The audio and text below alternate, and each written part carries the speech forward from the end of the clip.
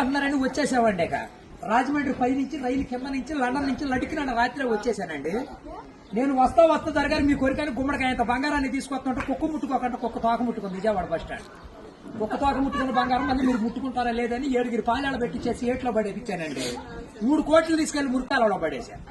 మా ఇంట్లో కోట్లు కుక్కలు తింటుంటాయండి, లక్షలు లక్కలు తినేస్తుంటాయి. ఎలుకలు తినేసి చిల్లర సేవలు తినేసేస్తాయి. ఇక కాగితాలు కట్టుంటే కాగితాలు తీసుకెళ్లిపోతాం. మాకు పొయ్యిలో ఎండి ఇంట్లో బంగారం ఉందండి, కాకపోతే ఇంట్లో వాళ్ళు ఎసట్టాలు బియ్యం లేక ఎండిపోతున్నారు. గురుగారు మీకు ఏమన్నా డబ్బుకి కానీ ధాన్యానికి కానీ ఏమన్నా లోటుగా ఉంటే మాకు కౌరు చేయండి, మేము పంపించేస్తాం. మా అడ్రస్ మండలం మధ్య యాగారం, దాని పక్కనే ఉండదండి, మల్లెడికి పక్కన పిల్లడికి మా ఊరు. దానికి మా అడ్రస్ కి సాయంకాలం ఉత్తరం రాసేసి పోస్ట్ లో ఇంకొక పొయ్యిలో వేసేయండి. మీరు పరిగెత్తుకుంటూ వచ్చేసి పంటకాల ఒక 10ంటికి నుంచోండి, నేను 3ంటికి మురికాలలోకి అందించేస్తా డబ్బు. పగిలిపోయిన వాడి మీద వచ్చేస్తుంది 10 కోట్లు మరి డబ్బు. అక్కడ బుట్టకొని తీసి తట్ట మీద ఆరబెట్టుకోండి. అప్పుడు నేను చదువులో కాడ బాగా పాస్ అయ్యామండి.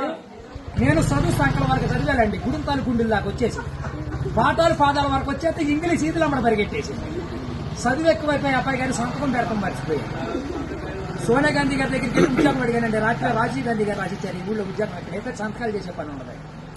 ఈ ఊళ్ళో ఉద్యోగం రాసాక ఒక పని దొరికిందండి. ఈ మధ్యన ముసలి అంతా ఉండకూడదని పొద్దున్న మా డిపార్ట్మెంట్కి ఆర్డర్ వచ్చింది. ముసలి ఉన్న కాడి నుంచి అత్తగొడలు పోట్లాడుకుంటున్నారు. అత్తలు అడుగులో పడిపోతుంది, కోళ్ళు వచ్చి గొంతులో పడిపోతుంది, మంచం ఎక్కేస్తుంటే అన్ని అడుగు మీద కూర్చోండి. అందుకని ముసలి అంటారు తీసుకెళ్లి మెగాస్టార్ చిరంజీవి గారి దగ్గర చేర్పిస్తున్నాం.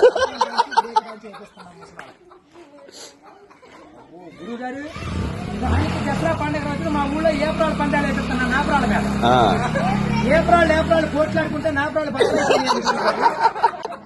ఇప్పుడు సమరాత్రి గారు వెళ్ళి సౌండ్ చేస్తుంటే, మునసూపు గారు వెళ్ళి ముడేస్తుంటే, కర్ణం గారు వెళ్ళి కాగితాలు రాస్తుంటే, ప్రెసిడెంట్ గారు వెళ్ళి పెళ్లి చేసేస్తున్నారు. ఇప్పుడు ఆ పెళ్లి భోజనాలకు ఎక్కించుకురమ్మని మా ఇయ్యంకుల వారు ఊపిలేని విమానాన్ని పంపించారండి. విమానానికి ఊరు చివరికి వచ్చాక ఊపి ఎక్కిపోయిపోయి కృష్ణానదిలో పడిపోయింది. నేను వచ్చి మీ బాజార్లో పడిపోయింది. ఇవాళ ఛార్జీకి మీరు 500-600 ఇచ్చారంటే ఛార్జీ డబ్బులు పెట్టుకుని వెళ్ళి కాకినాడ వెళ్ళి కాఫీ తాగి అక్కడ మీ పేరు పేపర్లు వేసేస్తాను. ఈసారి గారు ఇప్పుడు రాబోయే కాలానికి కాబోయే సీఎం గారు మీ పేరు పేపర్లో వేపించేస్తానండి. ఈనాడు పేపర్లో వేపించానంటే ఆంధ్ర జ్యోతులు అక్షరాలు లేకోకుండా వచ్చేస్తాను. చదువుకున్నోడు చదువుకోవచ్చు, చదువులేనోడు చదువు.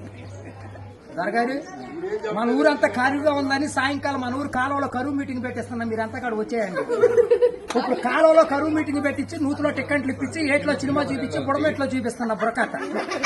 అక్కడ నీటి మీద తామరాకులు వేసి తామరాకుల మీద కుర్చీలు వేసి కుర్చీల మీద కూర్చోబెట్టించి మనిషికి 50,000 లోన్ ఇప్పించారు. 50,000 లోన్ దొరగారు ఇప్పుడు మాకు 7 అంతస్తుల మేడ, 25 పాడిగేదలు, 10 మంది పాలేళ్లు, 7 దున్నపోతులు ఉంటాయండి మా ఇంట్లో. పొద్దున్న లెగితే పాడిగేదలు పాలన్నీ పిండేసి పాలేళ్ళ పోసేస్తాం. దున్నపోతుల పాలు మా ఇంట్లో వాళ్ళకి ఎగజూరే కానీ ఎగజూరు ఉండదు. గురువు గారు మాకు వ్యవసాయం తక్కువ ఉందనుకున్నారా? ఏట్లో 700 ఎకరాలు మాదేనండి. సముద్రంలో సగం ఆటా ఉంది. పల్లాలో 25 ఎకరాలు ఉంటే విజయవాడ కృష్ణానదిలో బ్యారేజ్ కట్టే పక్కన 55 ఎకరాలు నా పేరునే ఉందండి. నేను ఆటలు ఏమేమి పండిస్తున్నాను అనుకున్నారు? ఈ మధ్య జనాలంతా ఎక్కాలంటుంటే ఎక్కుళ్ళు వచ్చేస్తున్నాయి, బీబీట్లు తింటే షుగర్లు వస్తున్నాయి, చిట్టిపోరు తింటే చిందులు వేస్తున్నారు, మగసిరులు తింటే మతులు పోతున్నాయి అని చెప్పి ఇప్పుడు నేను చీమలతో సముద్రం మధ్యన దున్నిచ్చి, నక్కలతో నారు తెప్పించి, చుంచులతో ఊడిపించి, ఎలుకలతో కోపించి, కాకులతో కాటా పెట్టిస్తే ఎకరానికి 95 బత్తాలు పడుతున్నాయి తోకలేనట్టు. మీకేమన్నా కావాలంటే చెప్పండి, సాయంకాలం ఆఫీస్ కాడికి వస్తాను, ఒక లారీలో ఒకటి మీ ఇంటికి పంపించాను. మరి పంపించండి. మళ్ళీ మా ఆఫీస్ కొనవలేదు, లక్షలకు వచ్చిన కరువు లేదు. కోట్లు కుక్కలు వేసినా, లక్షలు నక్కలు వేసినా కానీ మేము కాఫీ దగ్గర కాకినాడ వెళ్ళిపోవాలి, భోంచేతకి బొమ్మ వెళ్ళిపోవాలి, నిద్ర చేతకి నీలగిరి వెళ్ళిపోవాలి. ఈ మధ్యన ఏది చూద్దాం.